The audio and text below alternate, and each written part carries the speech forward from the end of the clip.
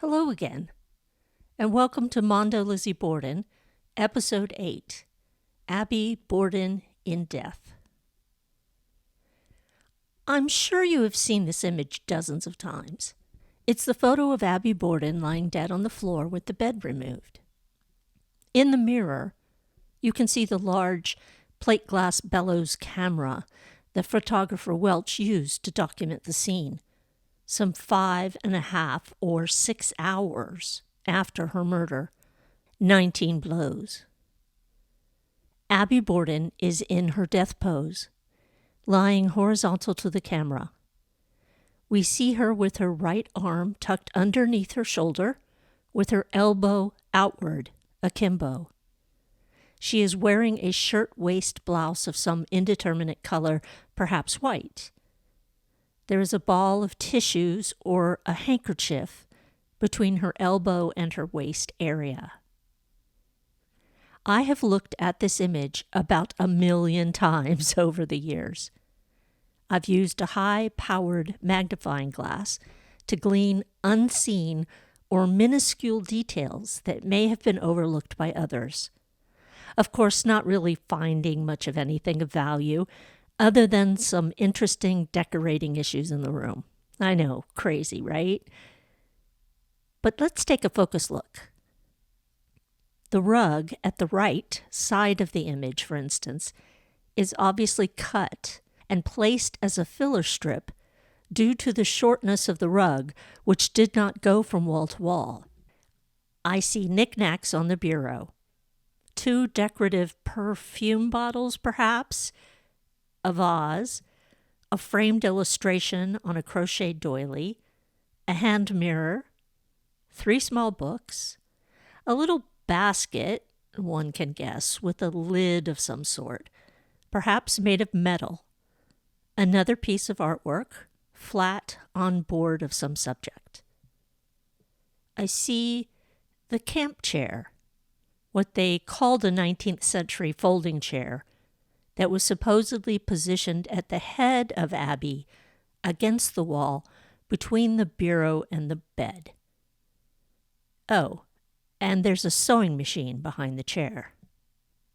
The lighting is awful, much too bright to make out blood stains or items to the left or to the right of the body on the wall or window. It's still a remarkable photograph. But this is not a crime scene photograph as we know them today. It is a recreation of the placement of the body and the furniture after some 5 or 6 doctors and countless police officers examined her remains. Abby was placed back into the position they believed her to be when she was killed. But we have no evidence that this is exactly how she was when she was discovered by Bridget and Mrs. Churchill. There are things missing here as well.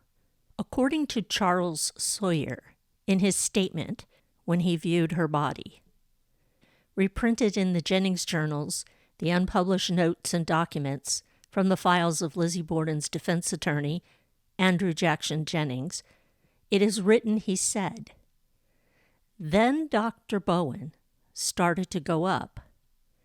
I asked if Mr. Borden is dead, and he showed me. 2 or 3 officers had come in, and Mr. Morse all went upstairs and around bed and found out Mrs. Borden was murdered.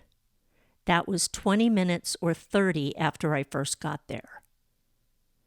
Yardstick laid near Mrs. Borden, close. 1 foot of body, almost under the bed. Think she was running to get away from the party, away from the door, as if she had run around the bed as far as she could. Had she been using it to smooth over the bed and had it in her hand to go out the door? It was quite dark in the room when I got there. Either curtains were down or blinds closed. Saw no windows opened. Don't think they were open. Room was all in apple pie order. No signs of any struggle, and no blood, except on pillow shams, cover lid, and under her. Her face was a little one side. So we don't have a picture of this yardstick. It appears nowhere. Something's missing. Recently, however, I saw something I had never seen before in this picture.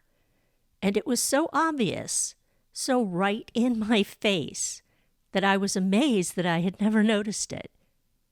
Now, I bet you've already seen this and think me daft for not noticing it until now, and I'm sure many of you have already figured this out, but it was new to me, so I wanted to share my discovery, and I use air quotes for that, share my discovery with you.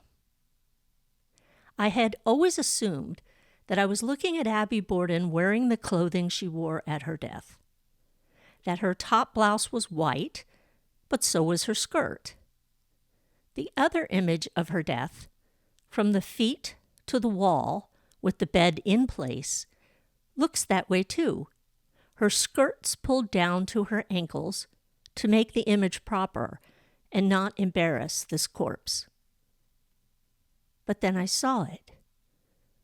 The white around the waist, the rolled white fabric around her waist.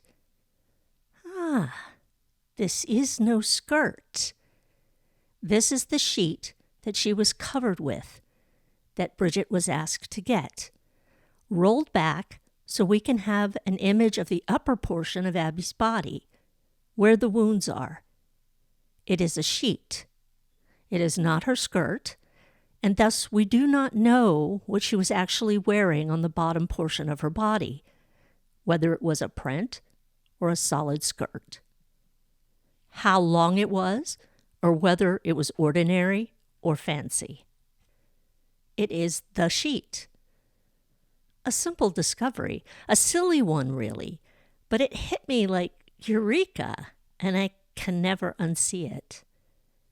So please indulge me.